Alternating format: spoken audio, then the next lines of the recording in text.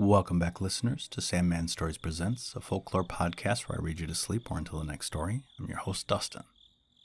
Today we are back in the book of Bengal folklore recorded by Lal Behari Day. We see a poor but faithful Brahmin who is rewarded with a cooking pot that is always full. And much like the tale from the Azores, episode 109, or Philippines 145, faith is rewarded and the thief gets a drubbing. Some words to know. A handi is a small cooking pot.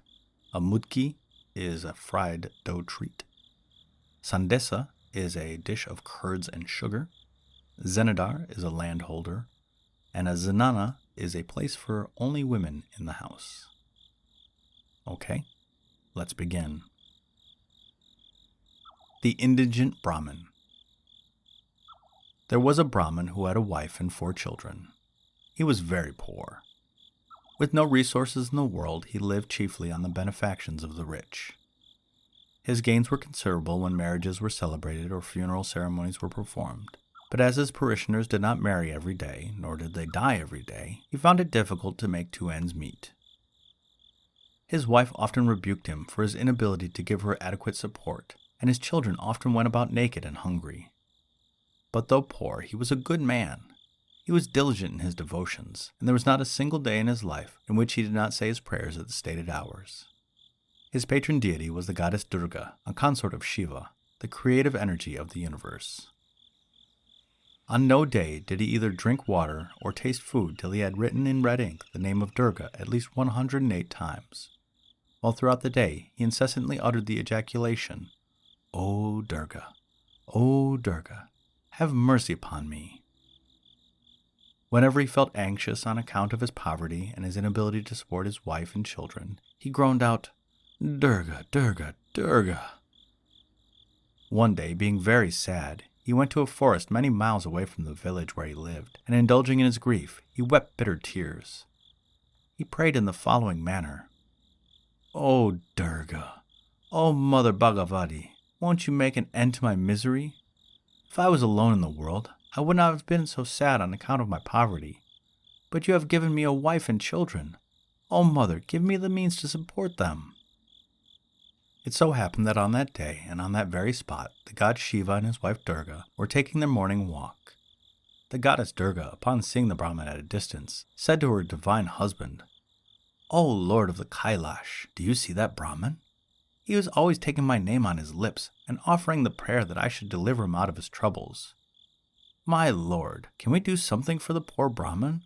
Oppressed as he is with the cares of a growing family, we should give him enough to make him comfortable. As the poor man and his family never have enough to eat, I propose that you give him a handi, which will yield him an inexhaustible supply of mudki." The Lord of Kailash readily agreed to the proposal of his divine consort, and by his decree created on the spot a handi possessing the required quality.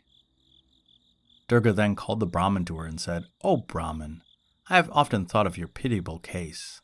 Your repeated prayers have at last moved my compassion. Here is a handi for you. When you turn it upside down and shake it, it will pour out a never-ending shower of the finest mudki, which will not end till you restore the handi to its proper position. Yourself, your wife, and your children can eat as much mudki as you like, and you can also sell as much as you like." The Brahmin, delighted beyond measure at obtaining so great a treasure, made obeisance to the goddess, and taking the handi in his hand, proceeded towards his house as fast as his legs could carry him. But he had not gone very far when he thought of testing the efficacy of the wonderful vessel. Accordingly, he turned the handi upside down and shook it, when, lo and behold, a quantity of the finest mudki he had ever seen fell to the ground. He tied the sweetmeat up in his sheet and walked on. It was now noon, and the Brahmin was hungry, but he could not eat without washing and saying his prayers. Along the way he saw an inn, and not far from it a tank, where he thought to stop there, so that he might bathe, say his prayers, and then eat the much-desired mudki. The Brahmin sat at the innkeeper's shop, put the handi jar near him, smoked tobacco, smeared his body with mustard oil, and before proceeding to bathe in the adjacent tank, gave the handi in charge to the innkeeper, begging him again and again to take special care of it.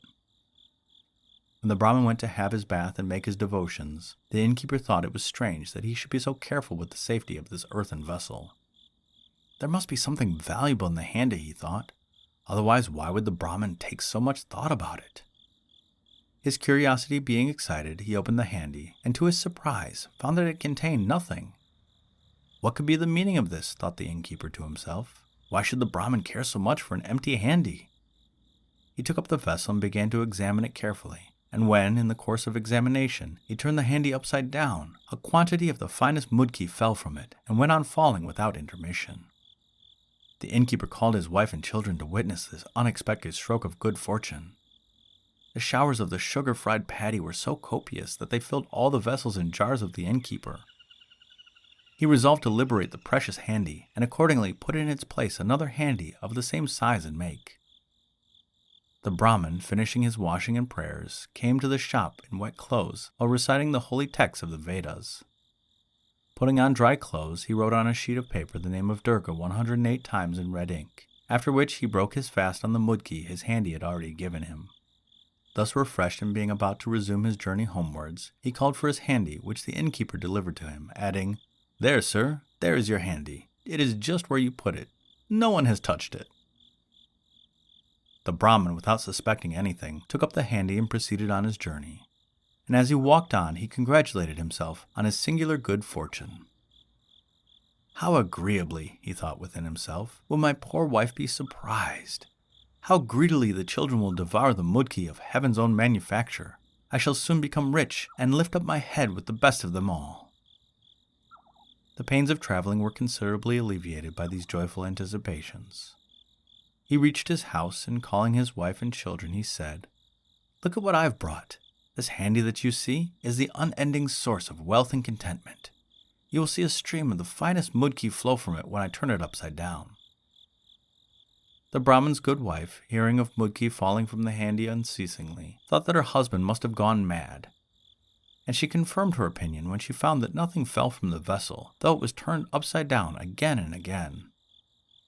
Overwhelmed with grief, the Brahmin concluded that the innkeeper must have played a trick on him, and must have stolen the handy Durga had given him, and given back a common one instead. He went back the next day to the innkeeper, and charged him with having changed his handy. The innkeeper put on a fit of anger, expressed his surprise at the Brahmin's impudence in charging him with the theft, and drove him away from his shop. The Brahmin then thought to have an interview with the goddess Durga, who had given him the handy, and accordingly went to the forest where he had met her. Shiva and Durga again favored the Brahmin with an interview. Durga said, "So you have lost the handy I gave you. Here is another. Take it and make good use of it." The Brahmin, elated with joy, made obeisance to the divine couple, took up the vessel and went on his way. He had not gone far when he turned it upside down and shook it in order to see whether any mudki would fall from it. Horror of horrors! Instead of sweetmeats, a score of demons of gigantic size and grim visage jumped out of the handy and began to belabour the astonished Brahmin with blows, fisticuffs, and kicks. He had the presence of mind to turn up the handy and cover it, when the demons forthwith disappeared. He concluded that this new handy had been given to him only for the punishment of the innkeeper. He accordingly went to the innkeeper and gave him the new handy to take care of, and begged him to be very careful until he returned from his bath and prayers. The innkeeper, delighted with this second godsend, called his wife and children and said, "This is another handy brought here by the same Brahmin who brought the handy of mudki. This time I hope it is not mudki but sandesa. Come, be ready with baskets and vessels, and I'll turn the handy over and shake it." This was no sooner done than scores of fierce demons started jumping out. They caught hold of the innkeeper and his family and beat them mercilessly. They also began breaking everything in the shop and would have completely destroyed it if the victims had not called for the Brahmin, who by this time had returned from his bath, to show mercy to them and to send away the terrible demons. The Brahmin accepted the innkeeper's request and dismissed the demons by shutting up the vessel. His former handy was returned, and with the two handies he went off to his home village. Upon reaching home, the Brahmin shut the door of his house, turned the mudki handy upside down, and shook it. The result was an endless stream of the finest mudki that any confectioner in the country could produce. The man, his wife, and their children devoured the sweetmeat to their heart's content. Then all the available earthen pots and pans of the house were filled with it, and the Brahmin resolved the next day to turn into a confectioner, to open a shop in his house, and to sell mudki. On the very day the shop was opened, the whole village came to the Brahmin's house to buy the wonderful mudki. They had never seen such mudki in their life. It was so sweet, so white, so large, so luscious. No confectioner in the village or in any town in the country had ever manufactured anything like it. In a few days, the reputation of the Brahman's mudki spread beyond the bounds of the village, and the people came from every corner of the land to buy it. Cartloads of the sweet meat were sold every day, and the Brahmin in a very short time became very rich. He built a large brick house and lived like a nobleman on the land. One time, however, his property was almost sent into wreck and ruin. One day, his children shook the wrong handy by mistake, when a large number of demons dropped down and caught hold of the Brahmin's wife and children and were striking them mercilessly, when luckily the Brahmin came into the house and turned over the handy. In order to prevent a similar catastrophe in the future, the Brahmin shut the demon handy up in a private room to which his children had no access. But pure and interrupted prosperity is not the fate of mortals, and though the demon handy was put aside, what security was there that an accident might not befall the mudki handy? One day, while the Brahmin and his wife were out of the house, the children decided to shake the handy. But as all of them wished to enjoy the pleasure of shaking it, there was a general struggle to get it, and in this melee, the handy fell to the ground and broke. It is needless to say that the Brahmin, upon reaching home, heard of the disaster and became inexpressibly sad. The children were of course well cudgeled, but no flogging of children could replace the magical handy. After a few days he went again to the forest and offered many prayers for Durga's favor. At last Shiva and Durga again appeared to him and heard how the handy had been broken.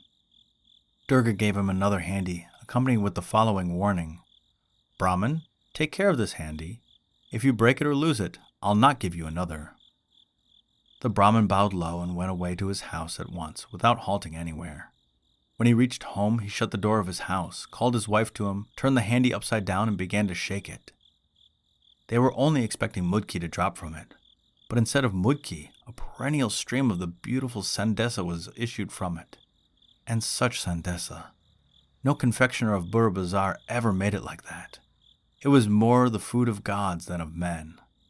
The Brahmin forthwith set up a shop for selling sandesa, the fame of which soon drew crowds of customers from all parts of the country.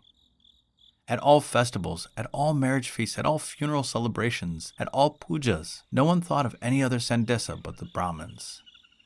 Every day and every hour, many jars of gigantic size, filled with the delicious sweetmeat, were sent to all parts of the country. The wealth of the Brahmin excited the envy of the zemindar of the village, who, having heard that the sandesa was not manufactured, but rather fell from a handy, devised a plan for getting possession of the miraculous vessel.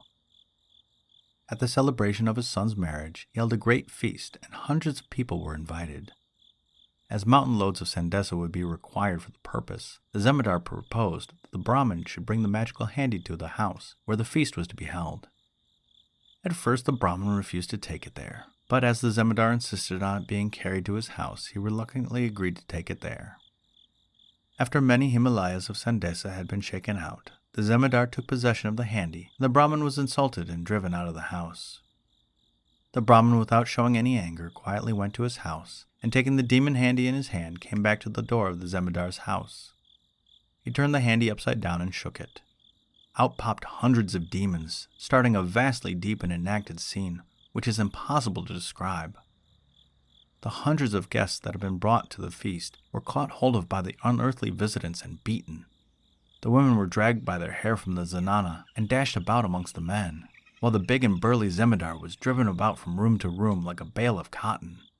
If the demons had been allowed to do their will for only a few minutes longer, all of the men would have been killed and the very house razed to the ground. The zemindar fell prostrate at the feet of the Brahmin and begged for mercy. Mercy was shown to him, and the demons were removed. After that, the Brahmin was never disturbed by the zemindar or by anyone else, and he lived a great many years in happiness and enjoyment. Thus my story endeth. The Nadia thorn withereth, etc.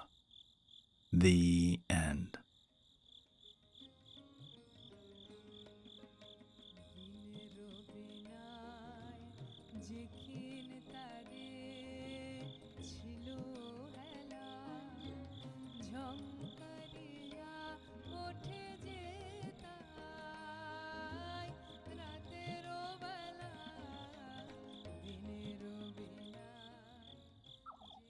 I really like that version of the story.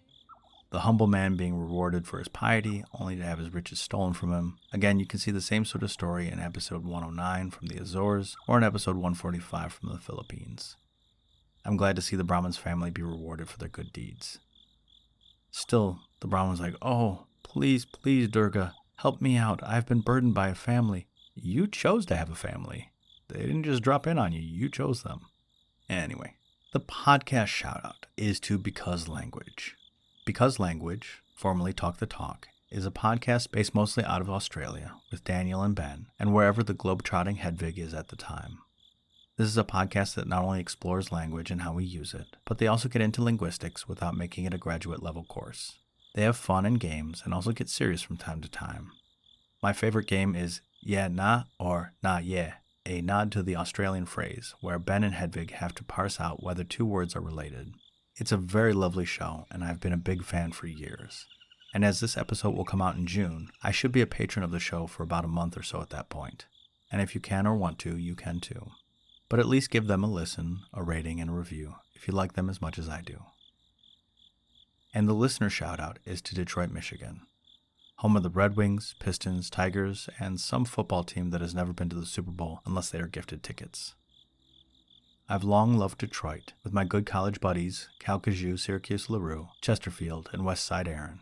I've had a ton of fun experiences in that grand old city. Now I know Detroit gets a bad rep, but really, it is a lovely place. The whole Cheney family has been nothing but supportive ever since I rolled out their way with a young Jerome a day after classes at EMU.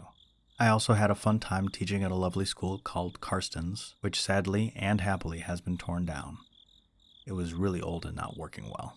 A lot of the urinals didn't work. It was kind of scary. So to all my listeners in the 313, those living off 215C, those stuck in traffic on the Lodge, and those who can say Dequinder and Lasser and Gratiot, and all the way out to the suburbs, I say, yes, sir. I love you, thank you, and good night.